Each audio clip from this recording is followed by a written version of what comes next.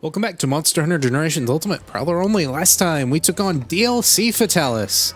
And this time, like I said before, we will be taking on DLC Ahtal-Ka, which, in all honesty, doesn't really get that much more HP. It's more her mech that actually gains the majority of HP. She gets about, if I can find where it's at, I think 1.5k HP. Her mech gets close to 4,500, I think, if I was counting it right. So overall, about 5,000 to 6,000 extra HP, which sounds like a decent chunk at the very least. However, you know Ahtal-Ka has a lot of weak spots, so you're going to chew through that pretty quickly. Got a good 30,000, 35,000 health to chew through, which shouldn't really take too long. So we'll go ahead, take the quest, and I will head on out with my thunder weapon equipped. Alright. Actually, I'm going to grab the ballast ammo. I don't need them, but they are pretty nice burst damage, so I guess they can't really hurt, especially at the start here. But I don't really expect this to be anywhere near as difficult as Fatalis was, and Fatalis really wasn't that difficult either, so this is going to be more like a time trial than anything, not actually seeing if I can clear it. I have 100% faith that I can clear it because I've cleared it many times before. That may hit me. It's not quite reaching me though, just fine. I'm gonna throw that. I'm gonna swipe. I'm not really too afraid of being scrappy here and actually using some melee moves. The only thing is that it's the Fatalis rod, so it's not really that great on the melee side, but I think it's still okay. At the very least, you're getting the elements out of it, right? But pretty much first phase is standard. Her swinging this little thing around. You get a very easy, quick pop that will knock her over on her side. That comes out very quickly. I don't really know if it's HP base or if it's kind of like Muzutsune's head topples where it just kind of falls over pretty quickly as soon as you see it. That may hit me, it does. It has been a while since I've actually fought her and I haven't practiced this one, much like Fatalis. Probably would have been better if I actually got go fight win, but I'm being very lazy and not actually trying. Swipe here, she's going to do that little get off me tool. It's fine, we'll throw a couple of these lunge. Actually, probably pretty close to a mount, aren't I? Throw that one out. Try to get her to hit me with that. Or just dodge out of the way, that's fine as well. She does actually delay it quite a bit, so I am dodging a little bit too early for that to actually matter. If I'm trying to get the parry. There we go. Swipe. Couple here. Try to turn that onto her claws. I think claws and back are probably the consistent way of getting the mounting damage off. I don't think her legs count. Just gonna growl here. Perfectly fine, don't have to worry about it because I have earplugs. Again, not sure where this monster gets the lungs for screaming that loud, but I guess there's probably weirder monsters that roar loud enough for the roars to actually affect you. Not that they again affect us because I have earplugs on. No, wait, I think she's going. Okay, so pretty quick first. Again, it's not that difficult to get her down to the first area. I do believe her HP freezes here, though, so bit of a waste on that extra boomerang, especially considering I threw it out after she started moving, but that's okay. Hopefully we can get these legs broken pretty quickly. I think it'll be fine. If I weave some lunges in with some boomerang spins, I think you can get a pretty very quick and easy break. The squishier the opponent's weak spots, the better, and especially for how easy they are to reach. That usually means you can actually pierce through them pretty quickly, especially if you actually have some gauge stored up. If you really want to, you can always go for the gambit of just hitting the main weak point with whatever kind of ranged weapons you have, but you don't really have to do that. It's not too important. Especially considering a lot of the time she'll just do this. The regular weak spots, I guess we'll consider them that. Still deal fine damage, or take fine damage. I think this is going to try to hit me. Dodge into that, very good. We'll just do our standard melee combos here, since I don't think I'm going to have enough gauge for Mega Boomerangs. That was very weird. It is kind of hard to see whether or not she's doing something, and as always, do be careful if you are jumping in the air with your spook moves, because they do actually love to just kind of unglue you from the ground. Again, this is it's not the first time they've done large monsters, right? But this is very advanced for GU's engine. I think she's going to move forward with that. So just kind of stay out of the way there. Again, very unfortunate that I did that because that was a very easily avoidable fall off and I could have very easily just punished up there, but that's okay. Again, it's not the end of the world. You'll still deal damage down here. It's just, it's not as free as it would be up top. I think that's the double again.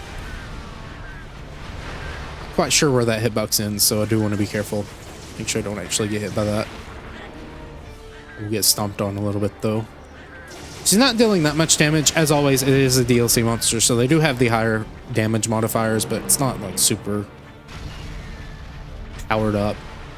Anything like that. Like there's a Valstrax that has pretty high damage values. I think that one's fairly notorious for being as difficult as it is. Though I think it's more online where it's difficult because you've got 4 people that can be one-shot pretty quickly, or at the very least comboed to death. There we go. I mean, you see how quick that went down, so now we're gonna let this actually... I hope I can pop into the neck here. Yes. You'll just kind of climb up. Looks a bit odd, but I'm not gonna complain about it. It's at the very least consistent. Get this one out, and I'll go back to my regular just lunging and spinning. I do wonder if actual melee cartwheels are going to be more damage there. Probably not. Unless I do run out of boomerang buffs, and then I do want to actually switch to that if I had enough time for it. Just keep chipping away at this right side since she's already given it to me multiple times. Perfectly safe here. We'll just kind of pierce through that. Get the threads. Keep doing it. I'm going to lunge to close some distance. You are turning to face my Palico, which is a bit annoying, but not the worst thing in the world. I think this is the double again, yes.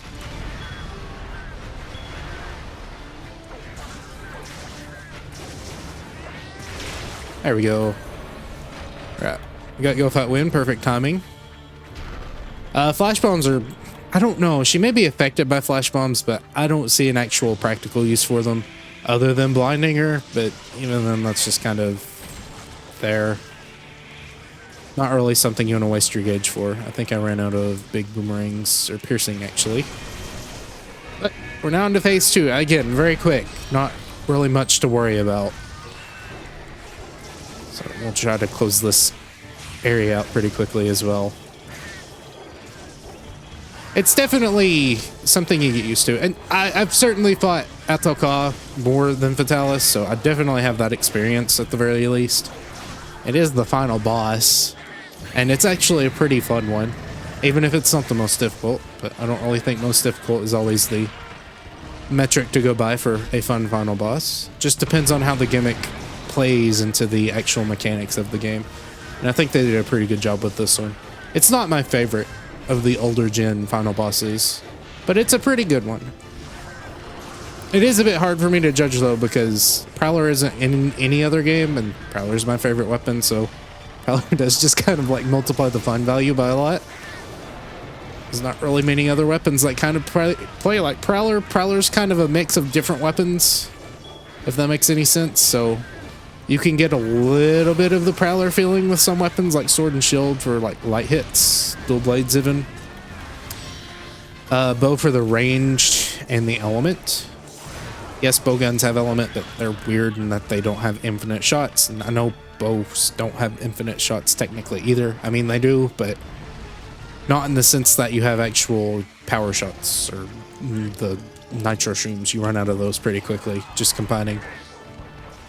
Hopefully we don't have to worry about that. We do have an upkeep, but it's gauge-based and not inventory-based, which definitely has its ups and downs. Okay, good job. Into that. She is jumping around quite a bit, which does give me hope that we're maybe dealing some good damage here.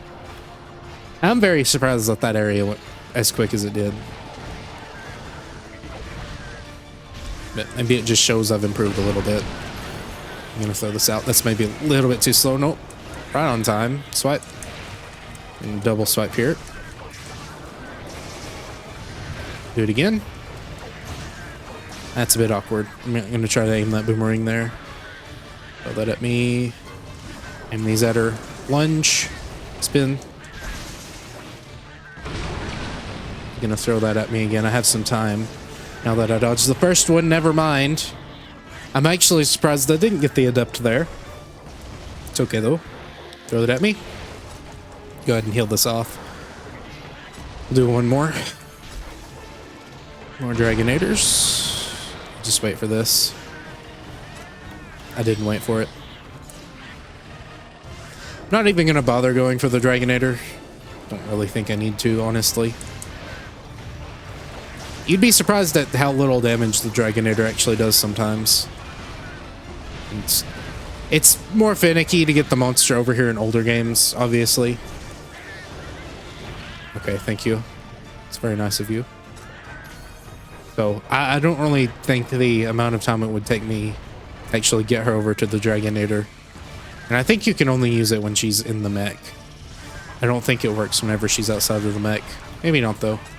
Maybe like in the final phase you can use it, but she uses it. Like, that's kind of the whole storytelling set piece, I guess, is that she will pull it out of the ring. It's not really the ring, but the wall. Probably want to heal that off, just to close some distance as well. She's enraged. Okay, I didn't exactly think that there was a thread there, but I guess it got close enough into the ground for it to matter. Get far away from this. She's at a weird barrier where the invisible wall is like not exactly where the ground is, so I don't want to get myself wedged in that and be cornered just to take damage. I'd like to close distance here, and I guess I have the health now to do it safely. I tried to do it here. Oh, nope. I was mashing B there. Just was way too far above the ground for that to actually be a consistent thing. Okay, she's doing a weird walk, so maybe that's the next phase. I'd like to get a sub 30 here. In fact, that may be actually fairly feasible. Now, I will say this, the Dragonator is actually fairly useful for getting that down. Really just depends on what tools you have available to you. If you are, like, out of everything, then it may not be a bad idea to go for it just to kind of get some kind of momentum. Oh, way too early. Okay, we're good. That was very sketchy, but it's fine.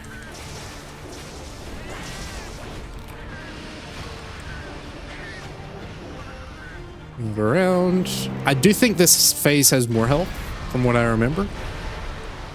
So it's going to have a lot more health at the very least, since she just has more health in general.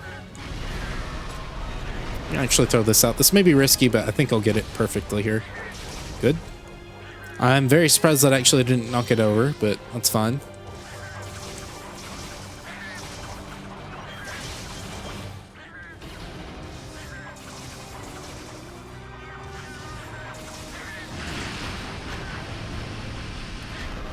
Okay, walking forward. Just gotta hold your breath. When the hitbox starts moving you and you're not getting hit, something weird is happening. Makes me very uncomfortable. There we go. Climb on up here.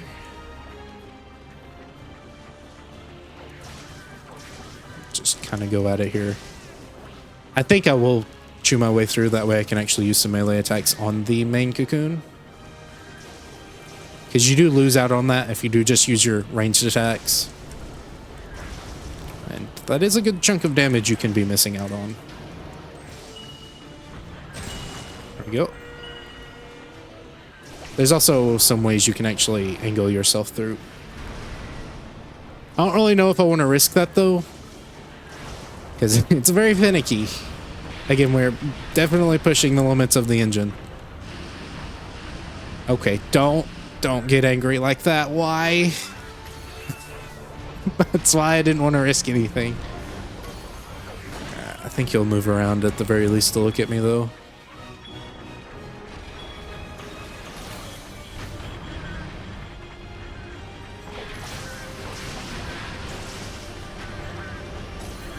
I did used to think you actually had to break the main cocoon to get her out of the phase. But no, it's just dealing a certain amount of damage.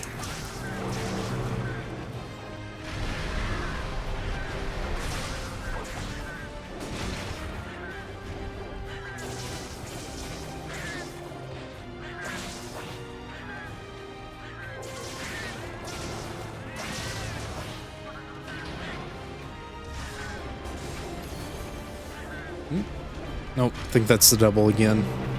Yes. When I say double, I mean whenever she lifts both legs to slam, that means she's not solely using the one and putting all of her weight into that one. That's the one that'll get you the 3 down. I think this is safe. She may stomp me.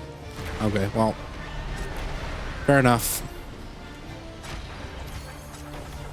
I do not know how good the tracking actually is on the stomps. They can't be that good because there's just kind of a limit to how far the tracking goes in this game, but I'm gonna say they're fairly advanced at the very least.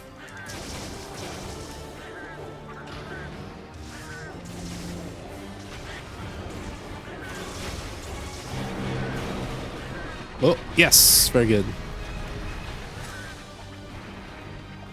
Maybe these mega boomerangs will help me at the very least pierce through all of this junk. I'm gonna try to angle it like this. Waste as little of it as possible.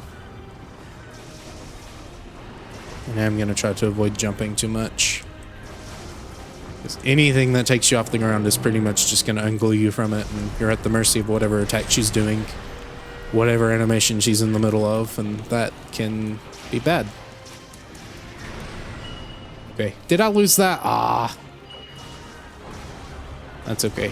I may actually be able to lunge over this if I angle it correctly. I did lose an acorn, though. It is a bit hard. I think so. She's shooting a lot more of those cocoons, and either that's just her AI being very particular, or that's actually part of the DLC movesets that she uses it more. I would not be surprised by that. She's also knocking me off a lot easier, which may be another DLC thing. Again, sometimes the monster just has particular moves that it can use, but it chooses not to.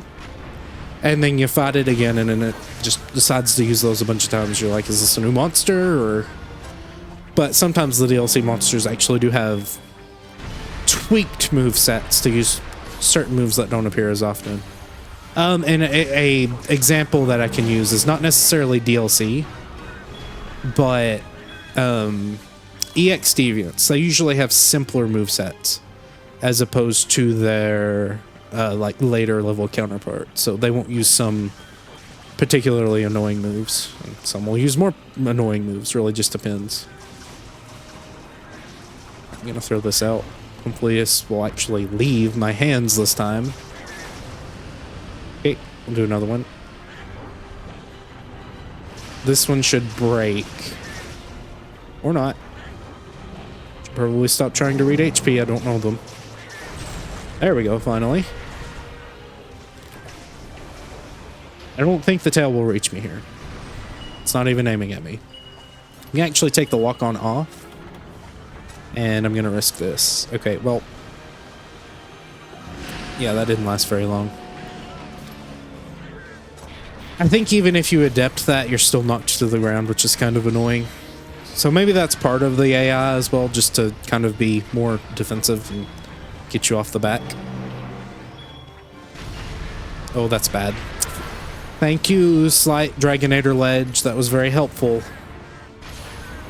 Well, thank you, Palico, for the heal.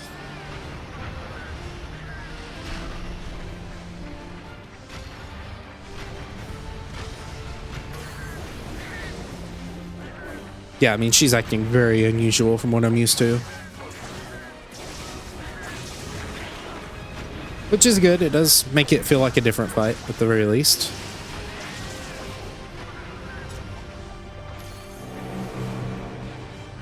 And it may actually have the standard HP for like the first phase, and then the second phase here just has a lot more, like double.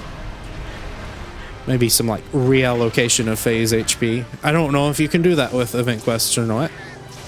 Change that much about the monster if it, you know, it's just kind of the standard parameters. Again, I'm not really attacking as much as I was the first phase, so maybe it's just kind of that. Alright, good job. Just gonna get rid of that defense stone, and hopefully it doesn't hurt me.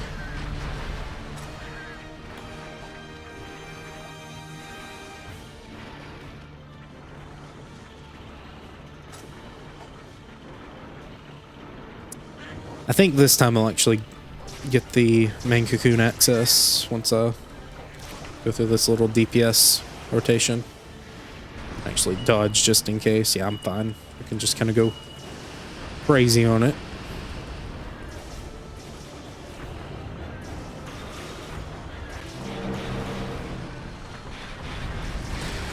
There we go. Now, do this again. I'm gonna try to actually start this early.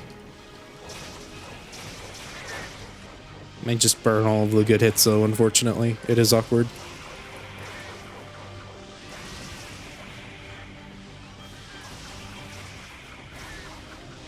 Bad timing for both of my buffs to run out. It's just awful. Broke something. That's good at the very least. Alright, got less than 10 minutes. Again, with some better routing, I probably could stay up there longer. You are still just kind of at the mercy of whether or not she knocks you off with the gas attack, which is, again, kind of annoying, but part of it. There we go. And thankfully, once you actually get the down, you know, always have access to the... Well, I guess, you know, it may just be better to go up the back, honestly. Now that I'm thinking about it. I don't know if the main cocoon actually takes more damage than the back cocoon. You certainly would stay up there longer.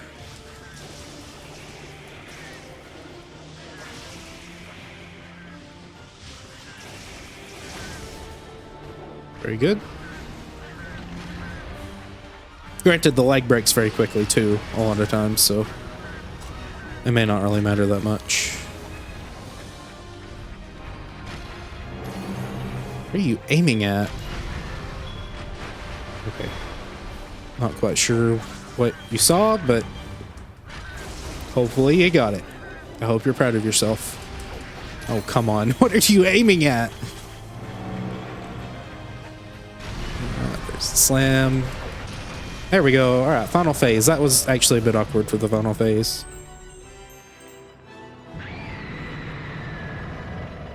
Nope, completely misaimed that. I was hoping... so you can still aim that during the cutscene. Oh my goodness, I'm wasting all of these. Thank you, Thread, for just appearing there. You can aim that during the cutscene, but you have no idea where your reticle's at, so it's probably best to just not... Unless you're... like, right next to where she spawns in the final phase. Again, the second phase does just kind of end very awkwardly. It's like... Sometimes it's, you know, you get her down to the main cocoon and you break it there, but a lot of times you just like poke the leg and the whole thing collapses. Okay, careful. You can actually back away. Stay back. She gets a lot more feisty in this phase. Very easy to just kind of throw here.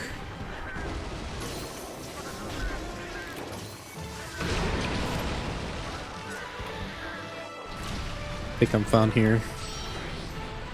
At the very least, I'll try to get into the circle.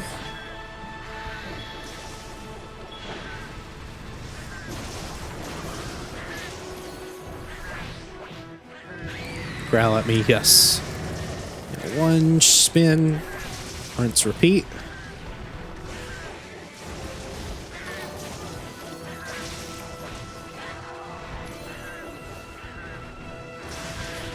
Uh-oh, nope. Okay. I maybe could have soothing rolled that, but it's fine for the most part. Well, I don't know why you don't have iframes during your adept rolls. Not for very long at the very least. Okay, no, this is not good. Just ignore it.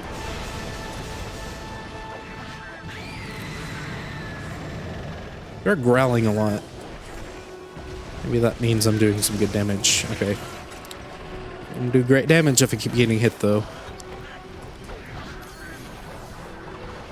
One more. Spin.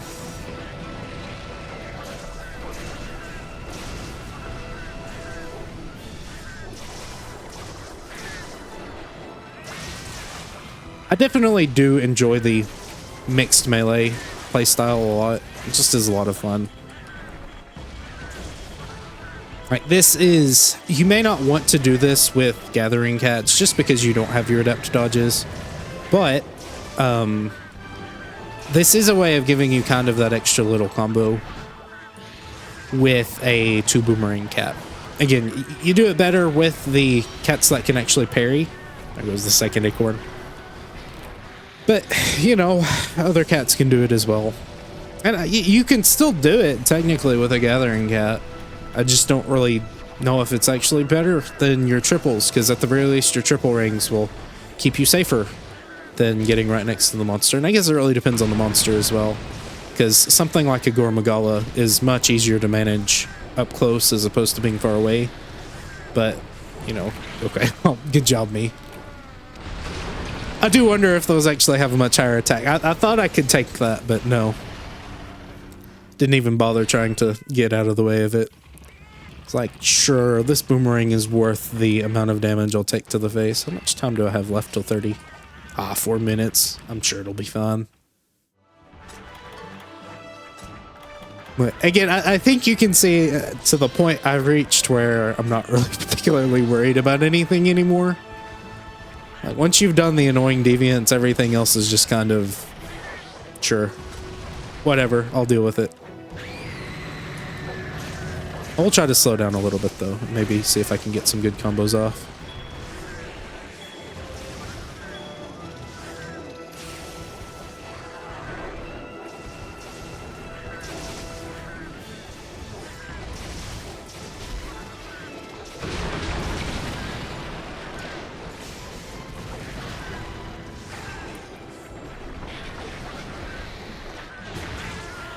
Or just get nailed with the Dragonator, that's fine too.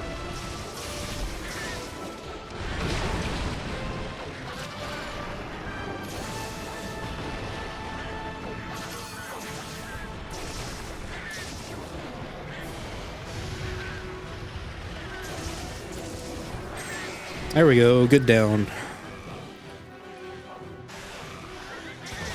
It's not really going to do much for you.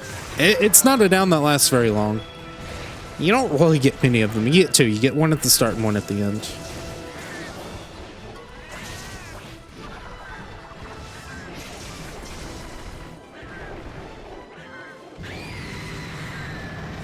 There we go. Alright, got sub 30. Pretty close, but that's fine. A lot of optimization can be done there for sure, but pretty satisfied with the result. I thought it would maybe take a little bit longer. It is, again, 30 to 35,000 health, which is a good chunk, but as I said before, and as is probably fairly obvious, the weaker the hit zones of a monster, the faster you're going to chew through health. So they do kind of just give it that extra bit, just so it doesn't die immediately. Either way, Ahtal-Ka, the final version at the very least, is finished off. I've carved her up, and I will meet you back at the base. Alright, back to the hub. Again, like I said, not really too exciting, at the very least, from what we're used to, but I did think it would be fitting to finish it. Now, I could do Valstrax, however, we will be seeing Valstrax again, and that is what our next little plans are for, and that will actually be the final part, believe it or not.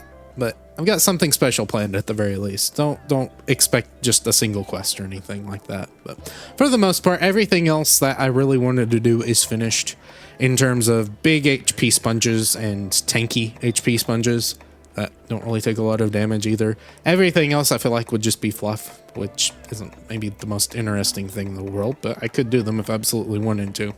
Either way, thank you for watching. Hope you enjoyed. If you did, please consider leaving a comment below and maybe even consider subscribing. Until next time, goodbye.